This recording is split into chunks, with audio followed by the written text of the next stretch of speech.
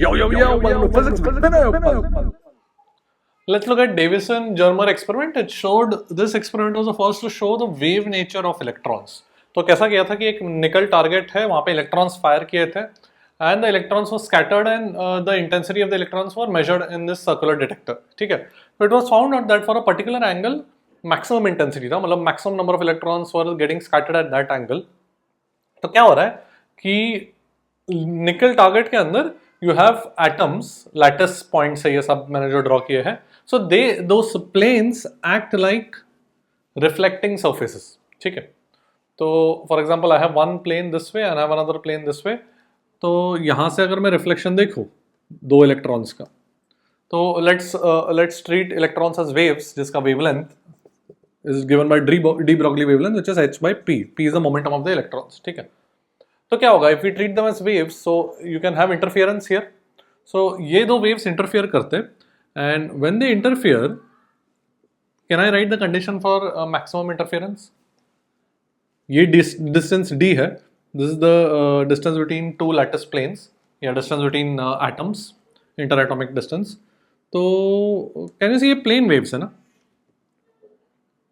तो ये वाला जो wave है और ये वाला जो wave है, they'll have the same phase till this point. ये point और ये point same phase होगा because perpendicular drop किया. And then यहाँ से measure करूँ, अगर मैं perpendicular डालूँ, तो इसके बाद और इसके बाद phase change तो same है because these are parallel lines and same lengths. Perpendicular डाला ना मैंने. तो ये जो second wave reflect हो रहा है उसमें extra path length कितना आया? This length and this length, correct? तो can you see? Let me just redraw it थोड़ा सा बड़ा. Let me draw it this way.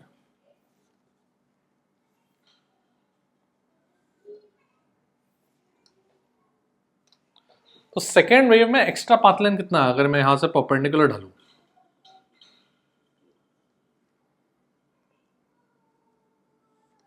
ऐसे परपेंडिकुलर डालो तो ये दोनों वेव का सेम पाथ लेंथ है, सेम फेज, यहां से भी सेम फेज है, तो एक्स्ट्रा पाथ लेंथ कितना है? This plus this. And how much is that?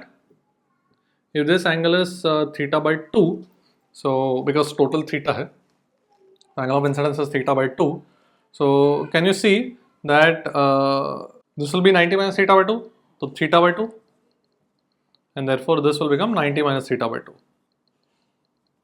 correct? तो ये distance d है, तो ये length कितना हो जाएगा? d sin of 90 minus theta by 2 मतलब d cos theta by 2, correct? ये length भी उतना ही हो जाएगा. So total path difference कितना हो जाएगा? 2d cos theta by 2. And that should be equal to n lambda for maxima. Upon waves की तरह treat कर रहे हैं ना electrons को. So 2d cos theta by 2 should be equal to n lambda. That is the condition. ठीक है? So what happened was at the energy levels of electron, at energy is equal to 54 electron volt, maxima was observed at 50 degrees. Theta equal to 50 degree. ठीक है, and that जो जब उन्होंने experiment किया तो theta degree 50 degree पे maximum observe किया and they were able to match it with the prediction from this n equal to this. So this corresponded to the first maxima, n equal to 1 वाला maxima. So you'll have 2d cos theta by 2 is equal to lambda. d का value पता था, interatomic distance, so it match this. ठीक है, so this is also given by Bragg's law. तो Bragg's law was for X-rays, X-ray का interference के लिए था ब्रैग्स लॉ. ठीक है, सो दे फाउंड कि इलेक्ट्रॉन का भी behaviour is explain by this equation. So that means they made the conclusion that electron also is behaving like X-ray, मतलब electrons are also having wave nature. ठीक है, so this was one of the first experiment to exhibit wave nature of electron. So यहाँ पे जो equation है 2d cos theta by 2 equal to lambda, ये वो satisfy कर गया बाय दिस वैल्यूज. ये एनर्जी 54 इलेक्ट्रॉन वोल्ट से लैम्डा कैसे निकालेंगे? एनर्जी से I can write momentum is, energy मतलब काइनेटिक एनर्जी है वो इलेक्ट्रॉन्स का. तो एनर्जी इज √2m के, मोमेंटम इज √2m के लिख सकता हूँ ना मैं. m is mass of electron, k is kinetic energy, and then wavelength is h by p. In this way, तो एनर्जी अगर तुमको पता है काइनेटिक एनर्जी, मोमेंटम निकलेगा, मोमेंटम से वेवलेंथ निकलेगा इलेक्ट्रॉन्स का, डी ब्रोगली वेवलेंथ, वो यहाँ पे सब्स्टिट्यूट करके यू कैन satisfy this. और क्वेश्चन में they can ask you, question में एकदम बेसिक फॉर्मूला बेस्ड है. 1, 2 and 3 ये 3 फॉर्मूले या जनरल फॉर्मूला इसको हाईलाइट कर देता हूँ। ये तो फर्स्ट मैक्सिमा, ये जनरल है nth ऑर्डर के लिए। तो ये 2 और ये तीसरा इक्वेशन से क्वेश्चन सॉल्व हो जाएगा। बेसिक क्वेश्चन आएगा, we'll do one question, ठीक है। ऑलराइट, देख लो। Let's do a question JEE 2020 में आया था। A beam of electrons of energy E scatters from target having atomic spacing 1 angstrom. तो एटॉमिक स्पेसिंग 1 एंगस्ट्रॉम मतलब D का वैल्यू दिया हुआ है, स्मॉल d का। The first maximum intensity across at theta equal 60 degree दिया हुआ है। देन एनर्जी कितना है, ठीक है। So we have the formula 2d cos theta by 2 is equal to n lambda. So first maximum मतलब n इक्वल टू 1 रख दिया मैंने, ठीक है। तो मेरे पास यहाँ पर हो जाएगा cos theta by 2 is cos 30 मतलब √3/2, तो ये हो जाएगा d√3 is equal to lambda and d का वैल्यू 1 एंगस्ट्रॉम दिया हुआ है, ठीक है। So let me write lambda is equal to √3 angstrom. ये मेरा डी ब्रॉगली वेवलेंथ हो गया।